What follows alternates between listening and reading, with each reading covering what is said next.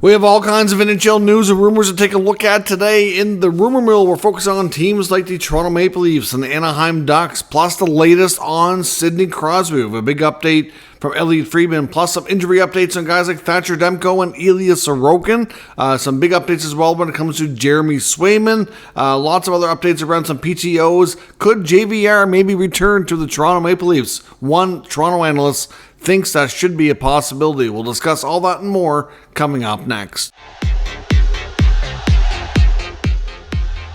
So welcome back to another video here at Top Shelf Hockey. As I mentioned, we have lots of NHL news and some rumors to take a look at here today. We have lots to go over, so let's get started. First up, we learned something new today that I didn't realize actually was part of the courtroom documents for the players that are on trial for the 2018 World Junior Team. Apparently, those courtroom documents revealed that Alex Formenton, formerly of the Ottawa Senators, has played in Europe the past couple of seasons since not being re-signed by the Senators, which coincidentally happened pretty well right after this news kind of came out originally a few years ago here, that he's stepped away from his hockey career. And Alex Formenton is kind of, I don't know if you want to use the word retired. The words, I think, in the document stepped away. But apparently he's living in Barrie, Ontario and working construction. So I don't know what that tells us anything about Alex Formenton. Certainly, like I said, he's probably, at this point, not really, he knows he's not going to get another NHL opportunity for quite some time. I mean, at this point, the trial for the World Junior players is not going to be over. There's a good possibility it could be late next year. So not only this year, but probably the year after. So at this point, he's already been out of the NHL for a few years. He's probably going to have at least one more, maybe two, before everything's finalized. And that's assuming he's found innocent at that point. I kind of think his hockey career is pretty much done. And obviously, if he's found guilty, well, that's a whole different scenario here. He's likely going to, good chance to do some serious jail time.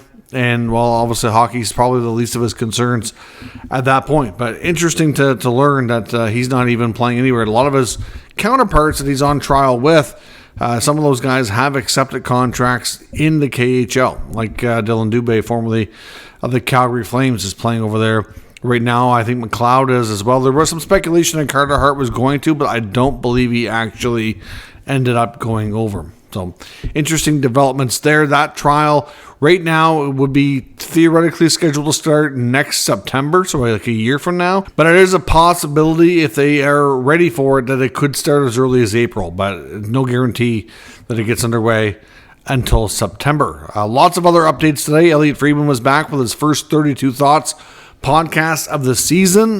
We haven't heard from Elliotte really on a podcast format in a long time. He did not really want to address the Jeff Marek situation. In case anybody is wondering about that, he did say that he really thoroughly enjoyed his time working with Jeff, and that Jeff's not only a great broadcaster but an even better person. And he said that what went down is Jeff's story to tell, and until Jeff has spoken about it publicly, he doesn't want to. And which, you know what, I think that's totally fair. In all honesty, he's right. It is Jeff Marek's situation, and until he's done that, it's not really fair for any of his other coworkers or friends that may know the more intimate details to really do that. So obviously Kyle Bukauskas of Sportsnet has taken over the co-hosting duties with Elliotte. So it was their first pod together, and they went through all the teams. It was very long, like 2.5 hours. I didn't listen to 100% of it, but I listened to at this point more than half, so there might be more details I discuss over the next day or two that I still have to go back and listen to. It's just really long, very informative, very in-depth on a lot of teams here. But some of the key things that we learned out of this: one, Thatcher Demko's injury with the Vancouver Canucks. We heard from Chris Johnson earlier in the offseason that it was really unique and odd, and that it was like a one in a, what did they say, like a 50-year career, you might see it one time or something like that. Elliott's kind of saying the same things. It's really weird. He says that Demko basically needs to learn to play through this and to see if he can continue to play at a high level with this. That there's no surgery to correct this issue, whatever it is. Like I know CJ had mentioned that it's something to do with the back of his knee or something. It's a really odd, unusual injury. So that doesn't exactly give you a lot of good feelings if you're Vancouver and you're a Canuck fan or a Demko fan or what have you, that's just not promising. The latest intel on the Canucks' pursuit of another goaltender, it sounds like they're going to wait. I mean, that could change. Maybe they get an updated medical report on one of their goalies, and if it's not good, maybe they change course here. But it sounds like they're going to wait until camp starts so they can properly evaluate before determining if they need to go out and get another goaltender. But based on what Elliott's saying, if Demko has to figure out a way to play through this, like that's super concerning for me, for Vancouver. So we'll see how things go, and we may not hear a whole lot more until we get to training camp. Another goaltending injury that we didn't really know about until Elliott's podcast came out today is he believes that Islanders starting goaltender Ilya Sorokin is also battling some sort of injury. But of course, no big surprise. He said it's really difficult, almost impossible to get details out of the Islanders organization. He said that he has tried contacting a few people, like a few of his contacts and sources there, and nobody's talking. So it's hard to confirm. But he does believe that Sorokin is battling an injury. So we'll have to see as camp gets closer here. Like I said, we're under 2 weeks away now from training camps opening up. If the Islanders have anything to be worried about in that scenario as well. Obviously, they have Varlamov, who's a well-experienced, capable starter who had to take on a lot more work last year because of Sorokin's underwhelming play. Obviously, the Islanders, if they're going to have any chance of getting into the playoffs or having a better year this year, they need a serious bounce back from Sorokin. So if he is hurt to start the year, that's certainly not good news at all. A couple of players looking for PTO, some older veteran defenseman, Kevin Shattenkirk, according to Elliotte Friedman, is very, very interested in the situation with the Edmonton Oilers. We know there's still a good possibility that the Oilers may bring in a veteran D-man to come in on a PTO to see if they can add some more depth to the position. And there was some talk about Tyson Barrie. Well, he's ended up now signing that scenario with Calgary. We heard Justin Schultz's name. Shattenkirk also very much in the mix and would love a chance to go to Edmonton, according to Elliotte. So we'll see how that goes. Another one, Mark Giordano, according to Elliotte, his agent has spoken to a few teams, including Edmonton, and the possibility of coming back to Toronto.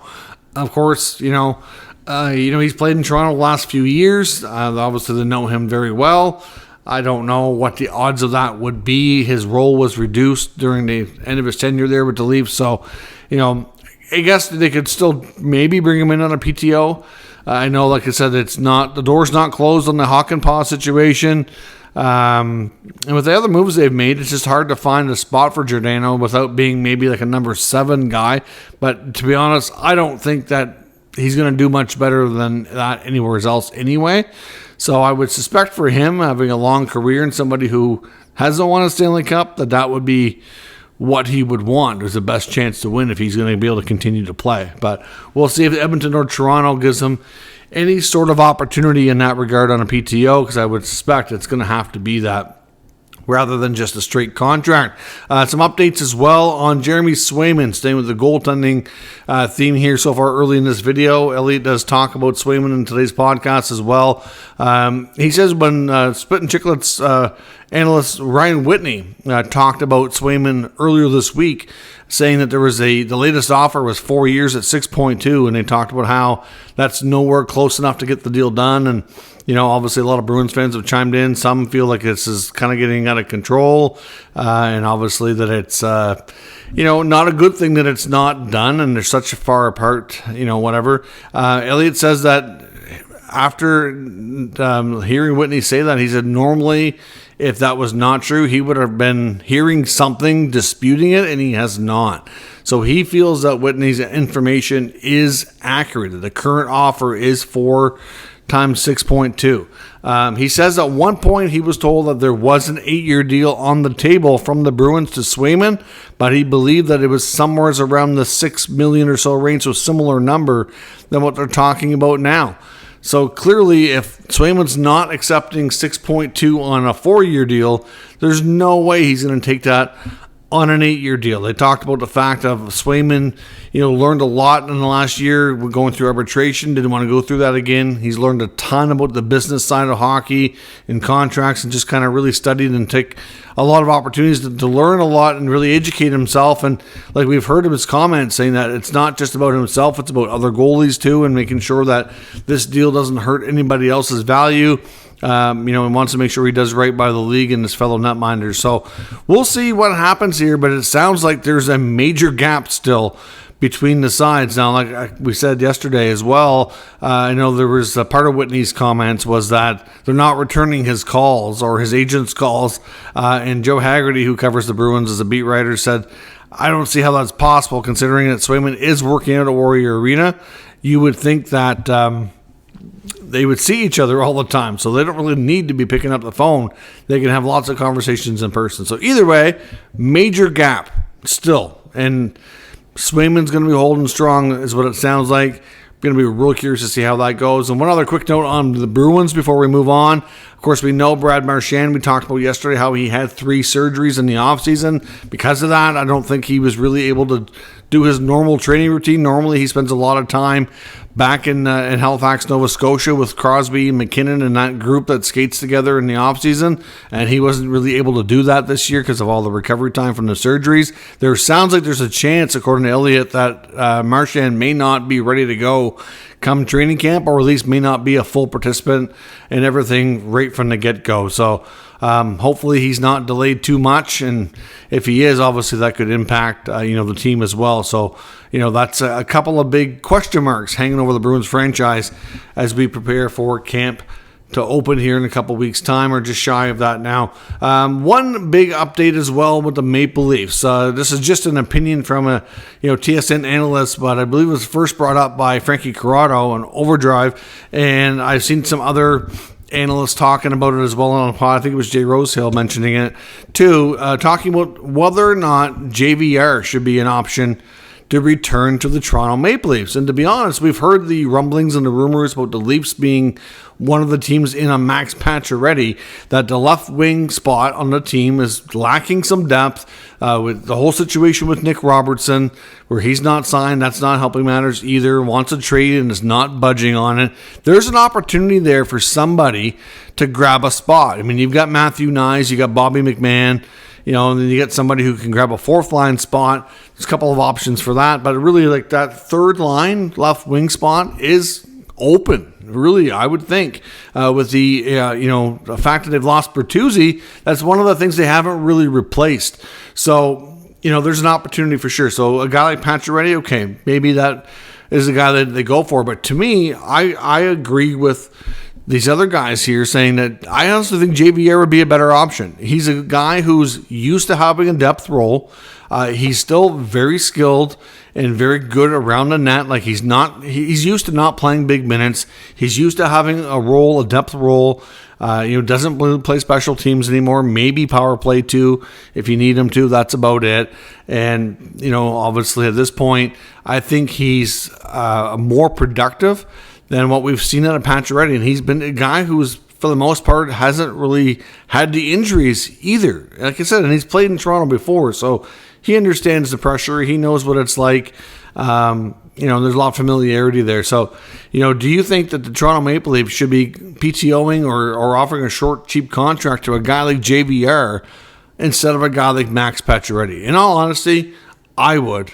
Overall, in the longevities of their careers, you could say that Pacioretty's probably had a bit more success with the goal scoring and whatnot, but he's not that same guy anymore, to be honest. Like, last year in Washington, I've seen enough games to know that it was a struggle, and I don't know that he has it in him anymore to play an 82-game schedule. I know he's looking to bounce back and continue his career.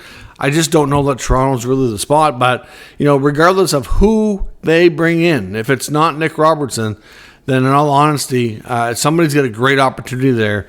That, especially with McMahon and Nye still being young, if they struggle and they get a chance to move up, they could really have a good productive year. So, to me, I think JVR would make a lot of sense for them. 1 year cheap contract, even if he has to go in on a PTO, I would do it in a heartbeat. What do you think? Let me know in the comments. Staying with the Leafs here for a moment. Obviously, Elliot does touch on a few other updates here on Toronto. One being Nick Robertson. He says, obviously, the fact that, Robertson does not want to sign, does not want to be a Maple Leaf, appears to all be holding steady. There's no changes there. But he honestly says at some point as we get closer to training camp, he wonders if we're going to see a change. Because he made a good point saying that he doesn't think it's going to do Robertson any good to miss camp. At the end of the day, whether it's in Toronto or somewhere else, Robertson needs to play. Missing time is just going to hurt his pocketbook financially, for one, and it's just going to, at the same time, create a spot where, are you really that big of a name that you can afford to sit out? You need to be there to keep you top of mind. It's not going to do him any good at all to miss camp. Even if he really doesn't want to be there, go in and play well. Give it everything you've got, and then you can have a little bit more leverage. It'll be like teams are going to be more interested in you. Maybe they'll make the Leafs a good offer, and they'll be like, geez, he's finally playing good. We don't want to move him, but at least we're getting a better offer now. And maybe they'll pull the trigger and try to honor your request. So I do agree with Elliot 100% that it's not going to do Robertson any good to miss time. But like he said, and some of the other insiders have said here in recent days, nothing has changed. He's still showing no indication of wanting to sign and play for the Leafs this year. He also adds some notes about Mitch Marner. He said that Mitch Marner did take the summer extremely seriously, trying to prepare himself as best as possible to have a big year. Of course, it's a contract year for Marner, regardless if he stays in Toronto or departs. It doesn't matter. His next contract is not far away, and he needs to have a big year. From that perspective, apparently he spent some time with Crosby and McKinnon. I don't think that was in the Maritime Training Group in Halifax. I think that was at a camp, because there's different camps that they all appear at.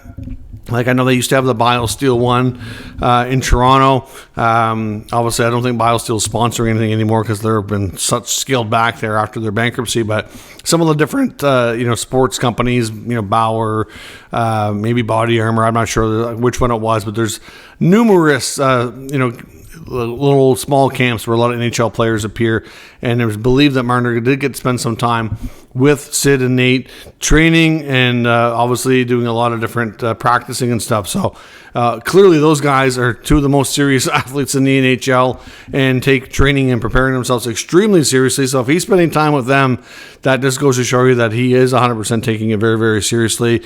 I know sometimes you hear fans giving him a hard time because he's not, you don't see a bunch of videos getting posted with all these hard workouts and whatnot. Doesn't mean it's not happening, it's just not posted to social media. But at the same time, when it comes to Marner's contract, he says at this point he doesn't think the Leafs and Marner really had much discussions, if any, over the summer on an extension, and believes that the best thing for them and most likely scenario that is played out is that they go into the season. He's obviously had some conversations with Craig Berube. They're interested in working together. And at this point, just to try to have a good start to the year, see how things go.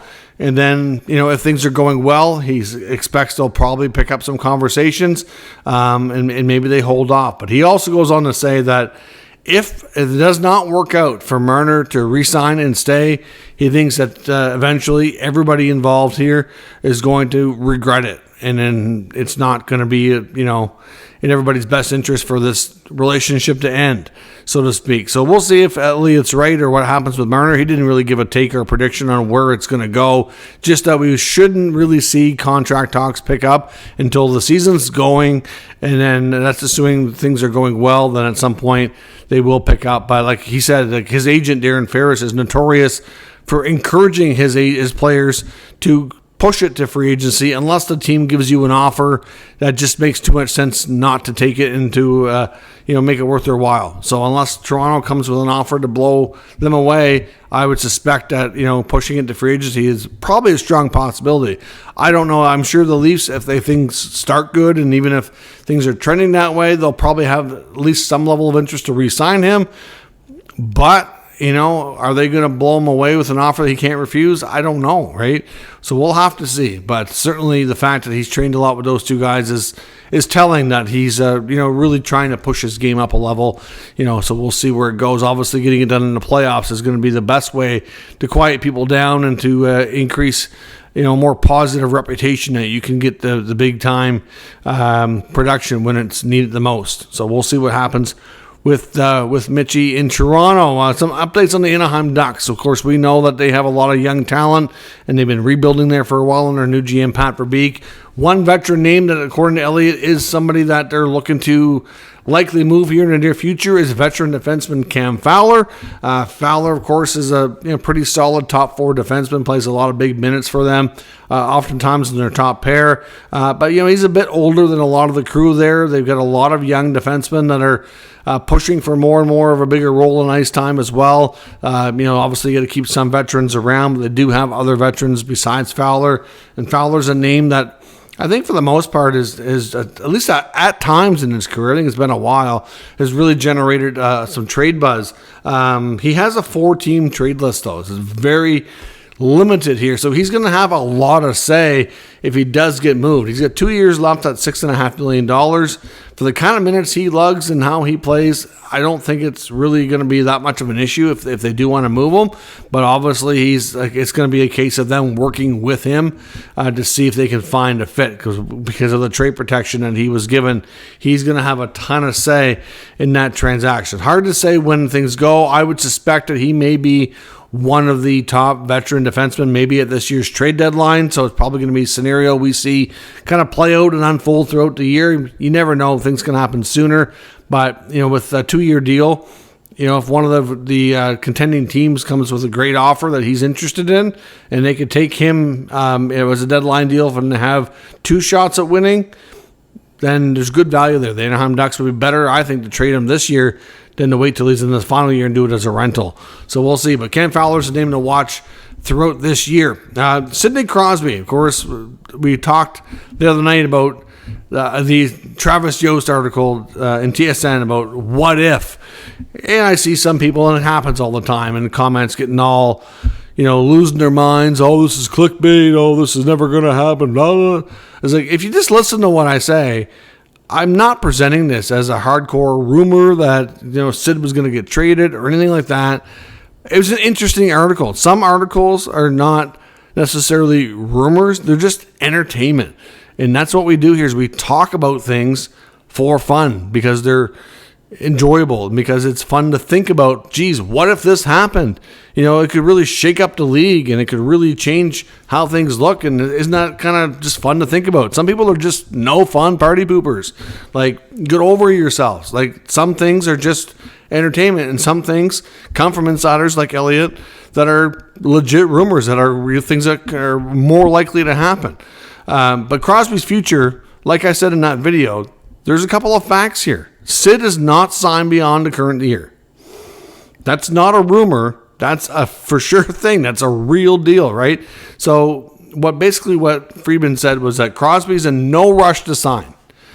And his comments did not necessarily, I'm not going to go out and say, well, Elliott said he's leaving, or Elliott said he's going to get traded. He did not say that. That's not what he said. But he did plant enough of doubt that I think it's a scenario very much worth monitoring. And for people to leave comments and say there's no chance that Crosby leaves, I'm sorry, I have to go ahead and say I disagree. And that's fine. And that's the other thing I like about the community on this channel is that we've kind of created, I want people to be able to talk freely about their opinions. I just ask you be respectful. You disagree with me? Fine. I know that everybody watching this is not going to be like, oh yeah, that's bang on. I agree with that. I fully get that. But you don't have to use language to be rude and to be just, trolls. Like, and at the end of the day, be respectful. Say, I disagree. I think this will happen. We can talk about it. That's what we like to do here. And at the end of the day, Crosby is in no rush, according to Elliott. He took the summer to think about things. And at this point, it sounds like he's going to start the year and see where things go.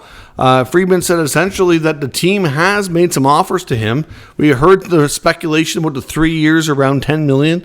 He believes that was on the table. And it's not a case of the team and Dubas like disrespecting him or lowballing him or anything like that. This is not about the Penguins kind of, not doing right by their captain here. This is a case of Sid just not sure what he wants to do and does not want to sign yet because he doesn't know. And like I've said before, I don't know Crosby personally, but I know that he's one of the most competitive people I've ever seen. And Friedman says the same sort of things, that Sid Crosby still very much wants to win badly and isn't sure if he can handle the team being either mediocre or being, a rebuilding team out of the playoffs and things like that. And just wants to see where the things are at with the team. Where are they at? Are they, does he think they can be in the playoffs? Does he think they have a chance?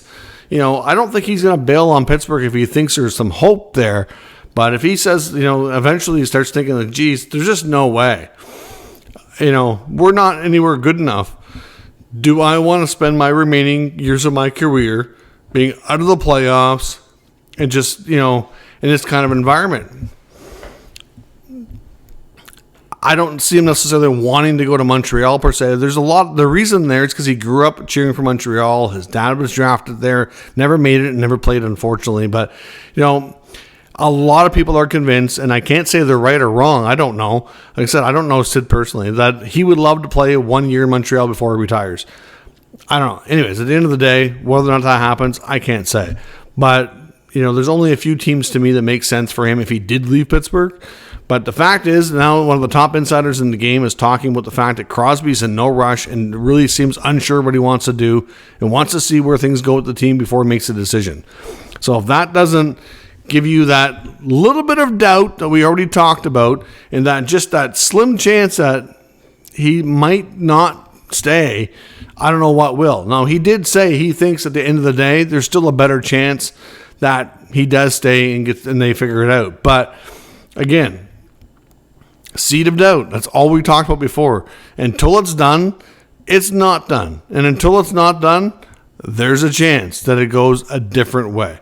At the end of the day, it would be weird to see him in a new uniform. It would be. Do I think he's going to leave? Probably not. But like I said, until he doesn't or does, we don't know. So for some of the people in that other video that wanted to really be, leaving hateful comments, just keep in mind what we do here. That's all I ask. And be respectful.